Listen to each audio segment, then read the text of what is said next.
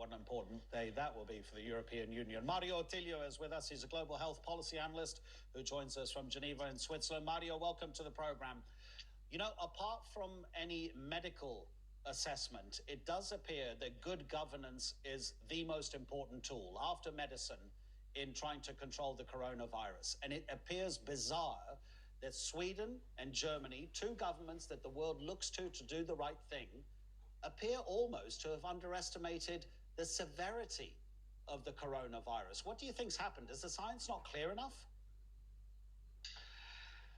Well, thank you for the question and good morning, and thank you for having me. Well, you know, the science is becoming clearer, but as we have discussed a few times, this is the first time that our generation, and I mean like politicians, scientists, and us, the people, are confronting a crisis like this. So science has spoken loud and clear, but politicians need to balance these imperatives with the sentiments of society, but also the marketplace.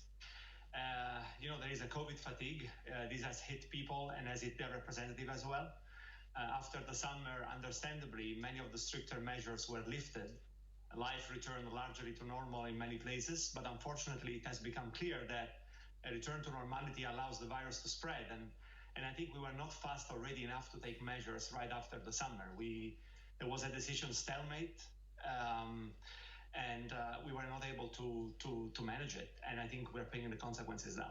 Yeah, it's interesting you mentioned the societal impact. I just wanted to get your opinion about where you stand on restrictions over Christmas, which will make a normal Christmas pretty much impossible, because there is the mental health issue to consider. And in the UK, it seems to be, I mean, whatever the market forces might say about how much money the British spend during Christmas, this issue of mental health, to relax restrictions and allow people to travel over 5 days, that seems to have been an issue that the government has thought, you know what, people will feel so much better, so it might be worth the risk.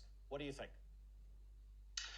So, connecting to what I was saying, I think we are paying the decision-making stalemate, right? That happened more or less during the first weeks of October. Have we gone through appropriate measure? I think we will be in a much better place. So, frankly, it's tough, but we know what summer has brought to Europe. We have seen the trend in the US after Thanksgiving. We know that without tight measures, we will face a very harsh end of January and February in Europe. But I think there has been a failure in mitigating the social impact, because new decisions were taken literally only a few hours ago. If you read the news, basically every minute you get like some sort of new thing happening. And this means that people have been left without direction, confused, unable to plan or to cope with the idea of a different holiday season. I think many accept, you know, the Christmas bubble, the kind of the end of the magic, right, for many Europeans. But I think if we were a little bit clearer on the communication point of view, last time I was here, I pointed out that there was a communication failure by institutions. And I think that's still the problem. Hard measures during Christmas were unavoidable, but we could have planned the delivery of the news much better. Because the problem is that in this way, we are risk strengthening the growing movement of the COVID skeptics, and, you know, without even measuring the consequences on the vaccine and the potential hesitancy. So I think it's a communication problem once again, Adnan. So what would your recommendation be in an ideal world in terms of trying to get back to some sort of normality after the terrible in January and February you think might be coming? The balance that has to be struck between vaccination programs and the advice being given to people and opening up the economy, it's so difficult. It's an impossible dilemma, right? But there is probably a solution. I think that there is a need to work as a team. Science, people, politics, we have to get past this thing. But we have to be able to give to people a roadmap. We have to tell them what's next in the most possible rational way. If you see the news, many have offered a date, a moment. Oh, spring is going to be okay. Summer is going to be okay. This is not like a switch on, switch off, right?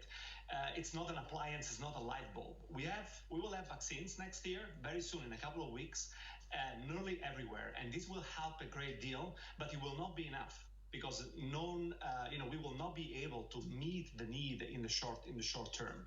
We will need to pair the immunization program with a rational set of maybe light measures, with us, giving people a roadmap, a sense of responsibility, and like giving them like a clear the ability to cope, right, with expectation, and with the fact that probably in the end of the year, in the beginning of 22, we'll really be back in normalcy. So I think communication once again becomes a critical aspect, and I hope that we'll be learning once again from this lesson.